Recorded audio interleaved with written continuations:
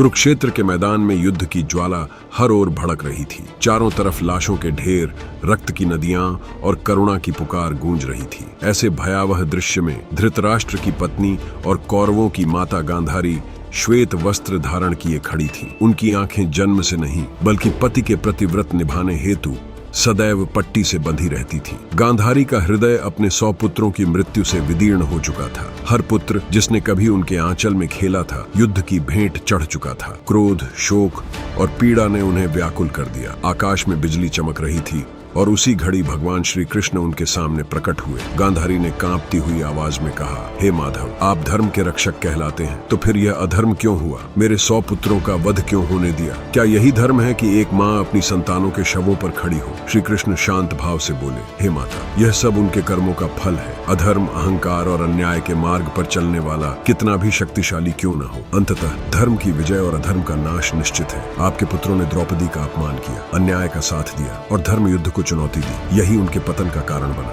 गांधारी की करुण पुकार में श्राप की शक्ति भर उठी। उन्होंने हाथ उठाकर कहा, कृष्ण, तुम्हारे कारण ही यह विनाश हुआ। जैसे मेरे वंश का नाश हुआ वैसे ही तुम्हारे वंश का भी नाश होगा। श्री कृष्ण ने गंभीरता से उस श्राप को स्वीकार किया। वे जानते थे कि यह भी काल चक्र का एक भाग है। इस प्रकार कुरुक्षेत्र के युद्ध के पश्चात यह हृदय विदारक क्षण आया, जहाँ एक माँ के शोक ने स्वयं भगवान को भी मौन कर दिया और महाभारत की कथा में नया अध्याय लिख दिया।